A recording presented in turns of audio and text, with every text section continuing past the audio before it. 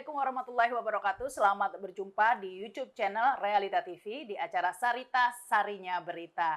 Ya, kali ini kita akan menyoroti tentang tragedi kebakaran di Depo Pelumpang ya, Pertamina yang ini melebar kemana-mana ya. Meskipun ini sudah memakan korban jiwa, tetapi malah melebar ke arah politis juga ya. Anies disalahkan dan lain sebagainya.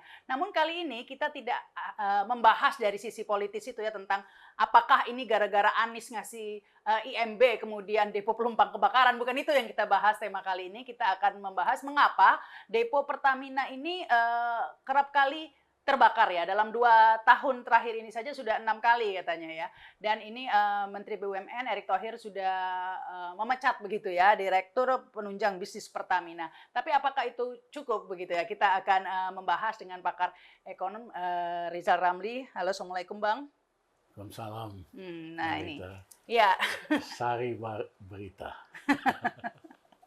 ya Bang. Ini lepas dari kan begini ya, ada depo kebakaran ya. Tapi yang pasti penyebabnya bukan IMB ini kan. Penyebabnya pasti ada Kapolri, dari pihak Polri sendiri mengatakan bahwa ada kesalahan teknis begitu ya. Nah, kalau Bang Rizal ini melihat bagaimana akar permasalahannya nih? Seperti Sarita tadi katakan, kok bisa 6 kali kebakaran Pertamina? Refinery di Balikpapan, di Cilacap, terakhir di Pelumpang. Di Cilacapnya 2 kali ya Bang? Di Cilacapnya 2 kali. Kok bisa gitu? Karena di seluruh dunia soal oil and gas ini memang riskan terhadap kebakaran. Udah ada SOP-nya, standar prosedur supaya itu tidak terjadi. Ya, pertanyaannya, kok Pertamina tidak menegaskan SOP yang standar di seluruh dunia? Ya, kalau sekali kejadian mungkinlah bisa dimaafin. 2 kali mulai ada pertanyaan. Kalau sampai 6 kali, ini menunjukkan manajemennya sama sekali nggak ngerti tugas dan tanggung jawab. Dalam rentang waktu 2 2 tahun, tahun. itu jadi berapa bulan sekali nih? Iya. 6 bulan sekali, jadi 4 Iya, bulan kan? sekali ya? Karena kerugiannya kan besar sekali dari segi negara.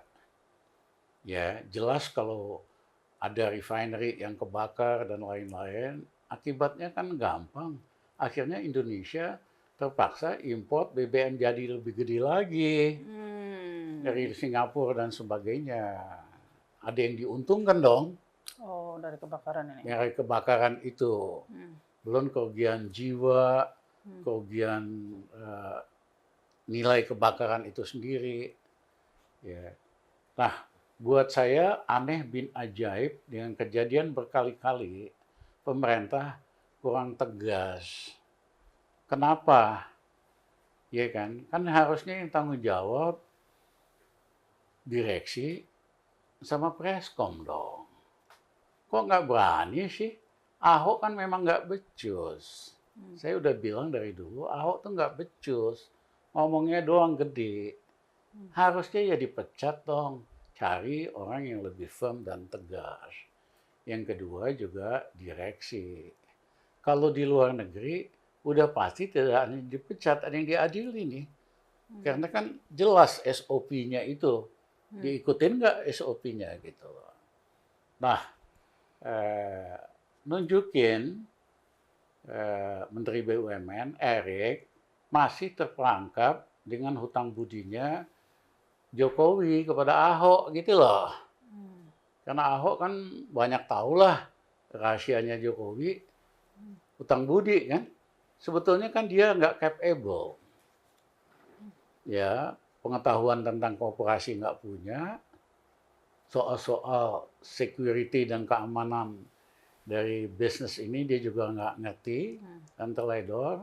Menurut saya ini waktunya Erick berani memecat Ahok dan direksi lain yang tanggung jawab. Direksi lain ini termasuk level pimpinan, karena di medsos ini kan direktur utama gitu, Nike juga menjadi pembahasan begitu ya? Ya, di sini saya agak nggak objektif sedikit. Saya kenal baik Nike. ya orangnya sih orang baik lah, eh, reasonable, tapi mungkin dia kurang tegas, kurang firm. Ya udah berkali-kali terjadi gitu loh. Jadi memang perlu reorganisasi, termasuk komisarisnya dan direksi Pertamina. Level pimpinan, bukan hanya direktur penunjang bisnis begitu. Iya. Jadi saya rasa ini ujian buat Erik. Dia masih main politik kecil-kecilan ini. Kalau betul-betul dia mau jadi wapres atau presiden, ya tunjukkanlah bahwa Erik memang bobotnya kelas presiden wakil presiden. Masa takut sama Ahok, sama direksi. Ini waktunya Erick Thohir mengambil momentum ini Yes. sebenarnya. Ya, kalau ditangkap ya sekaligus unjuk gigi ini mungkin. Ya, tetapi yang menarik tadi dikatakan oleh Bang Rizal bahwa sebenarnya ada pihak yang diuntungkan loh dengan adanya kebakaran ini. Ini sebelum Depo Pelumpang Bang Rizal udah berkali-kali mengatakan itu. Ini sengaja atau tidak gitu ya? Kok kalau menurut Bang Rizal bagaimana? Melihat ada kesengajaan tidak gitu? Saya duga, misalnya kebakaran di Pelumpang, ini kan Jakarta lagi musim hujan. Ingat kan hujan minggu-minggu terakhir, tanah sampai basah, banjir. Biasanya kalau musim hujan sulit untuk terjadi kebakaran. Ya, jadi mohon maaf Pak Kapolri, nggak cukup hanya bilang bahwa ini persoalan teknis. Harus dilakukan investigasi dulu yang benar-benar kok bisa terjadi kesengajaan atau keteledoran. Karena musim hujan biasanya kebakaran itu kan musim panas gitu loh. Jadi ada hal-hal yang mesti dibereskan. Ya, jangan terlalu cepat menarik kesimpulan. Misalnya kebakaran gedung Kejaksaan Agung itu karena kebakaran. Putung rokok, kuli. Rokok, masa sih? Rakyat kan nggak bodoh-bodoh amat. Jadi saya kira cukup. Apalagi disimplifikasi soal IMB dan lain sebagainya itu sebenarnya side effect begitu ya. Itu mah masalah lain lagi. Dua hal yang berbeda. Dua hal yang berbeda. Kebakaran dulu diselesaikan, dilakukan investigasi yang benar. Siapa yang harus bertanggung jawab, baru kita ngomongin soal yang lain. Ini mah rancu, masalah utamanya sendiri nggak diidentifikasi, malah mau ngurusin IMB. Memang lu pada mau jadi wali kota apa? Karena ini yang ngomong Luhut Binsar Panjaitan Iya, sendiri katanya yang bertanggung jawab yang mengeluarkan IMB begitu. Ya, emang Bang Luhut mau jadi wali kota apa? Jakarta Utara. Terima kasih.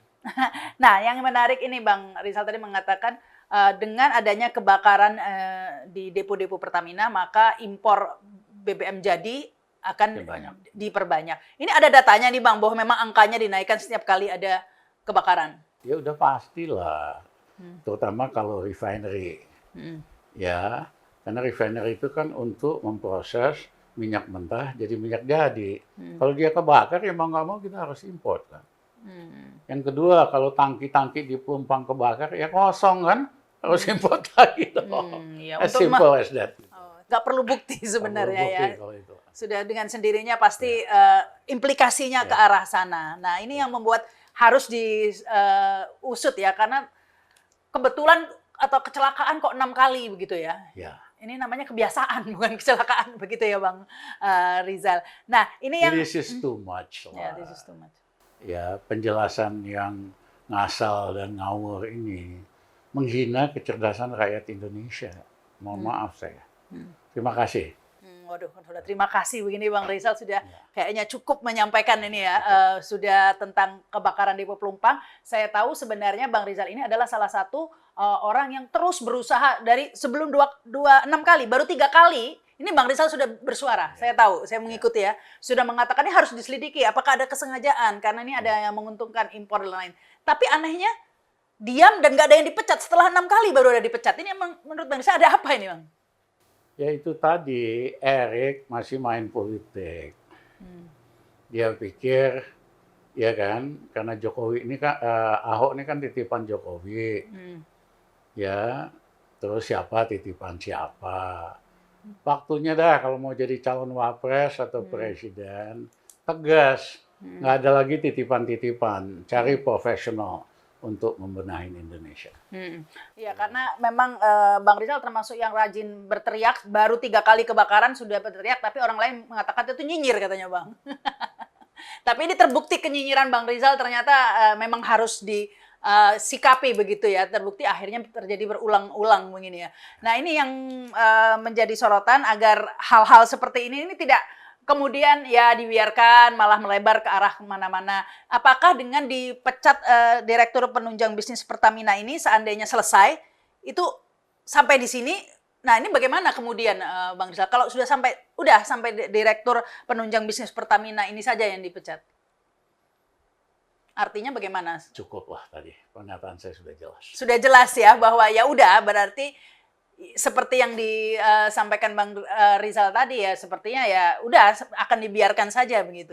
Tadi dikatakan bahwa memang depo itu rawan terbakar. Kalau di luar negeri ada nggak sih di negara-negara lain yang kebakaran terus sampai 6 kali dalam 2 tahun begitu, ada nggak sih Bang? Ya nggak ada lah. Oh, cuma ada di Wakanda.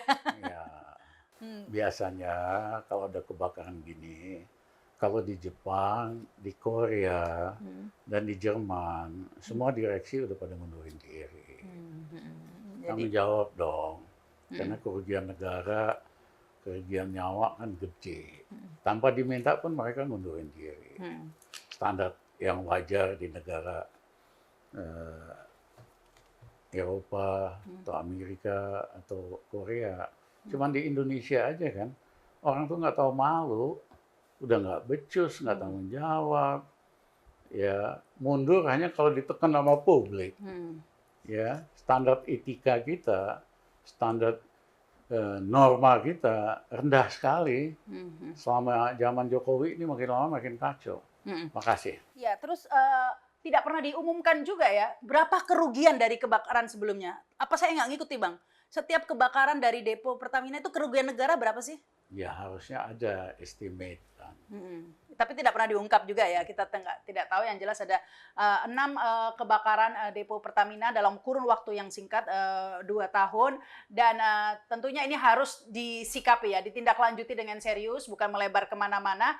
Jangan sampai depo-depo Pertamina malah menjadi bom ya, bom waktu juga ya, yang akan mengungkap ini sebenarnya ada apa di balik kebakaran yang kesannya kalau kecelakaan murni ini kok sering banget begitu, pasti ada yang salah begitu ya. Ini tugas pihak kepolisian juga untuk mengungkap ada apa sebenarnya di balik kebakaran-kebakaran yang frekuensinya bertambah begitu ya Bang. Ya, ada lagi Bang? Cukup. Sudah begitu. Baik, terima kasih Bang Rizal, terima kasih juga yang sudah menyaksikan tayangan ini. Pastikan subscribe dan komen di YouTube channel Realita TV. Saya Rahma Sarita. Wassalamualaikum warahmatullahi wabarakatuh. Sampai jumpa.